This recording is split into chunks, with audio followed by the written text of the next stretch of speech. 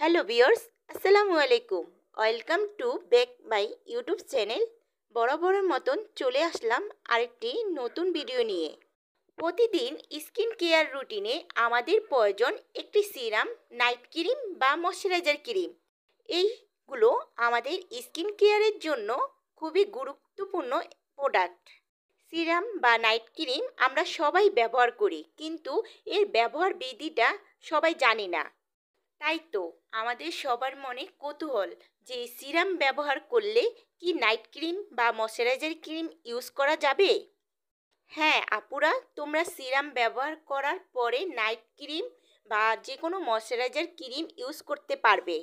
তবে এই সিরামের পরে নাইট ক্রিম কিভাবে ব্যবহার করতে হবে তা আজকের এই ভিডিওতে আমি তোমাদেরকে জানিয়ে দিব। স্টেপ বাই স্টেপ আমি বলে দিব কিভাবে তোমরা সিরাম ব্যবহার করবে, কিভাবে নাইট ক্রিম ব্যবহার করবে। তাই প্লিজ দয়া করে ভিডিওটি স্কিপ না করে সম্পূর্ণ ভিডিও দেখো। প্রথমেই তোমরা যে কোনো ব্র্যান্ডের ভালো মানের একটি ফেস ওয়াশ নিয়ে মুখটা ভালো করে ক্লিন করে নেবে। তারপর টাওয়াল দিয়ে তোমরা মুখটা শুকিয়ে নেবে। এরপর তোমরা ত্বকের ধরন বুঝে যে কোনো ব্র্যান্ডের ভালো মানের একটি সিরাম নেবে। নাইট ক্রিম ব্যবহারের আগে তোমরা অবশ্যই সিরাম ব্যবহার করতে হবে, কারণ সিরামটি হচ্ছে পাতলা তরল পদার্থ, অন্যদিকে ক্রিম ঘনত্ব বেশি থাকে। তাই আমাদের আগে সিরাম ব্যবহার করতে হবে। এছাড়াও সিরামের ঘনত্ব কম হয় এবং তরল জাতীয় হওয়ায় এটি সহজেই স্কিনের সাথে অ্যাবজর্ব হয়ে যায়।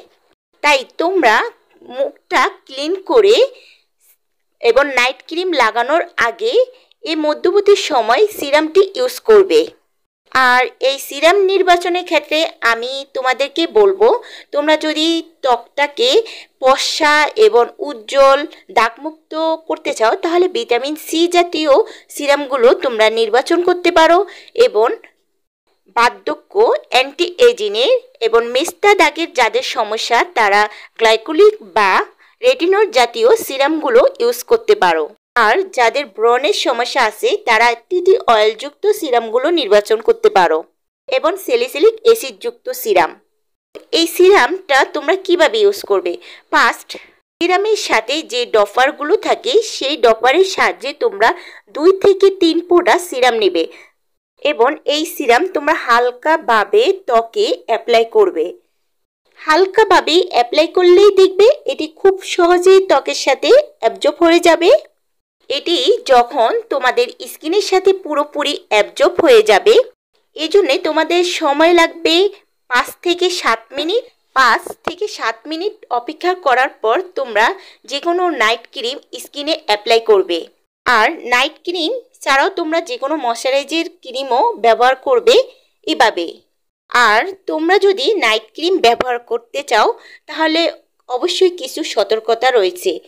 নাইট ক্রিম ব্যবহারের ক্ষেত্রে তোমরা কখনো ঘষাঘষি করে নাইট ক্রিম স্কিনে অ্যাপ্লাই করবে না। আর নাইট ক্রিম ব্যবহারের ক্ষেত্রে তোমরা টেনে টেনে হালকা আলতোভাবে এই ক্রিমটি ইউজ করবে। স্কিনের নিচ থেকে, মুখের নিচ থেকে উপরের দিকে টেনে ক্রিমটি লাগাবা। এভাবেই তোমরা আগে পেস্টটাকে ক্লিন করে তারপর সিরাম ইউজ করবে, তারপর নাইট ক্রিম ইউজ করবে।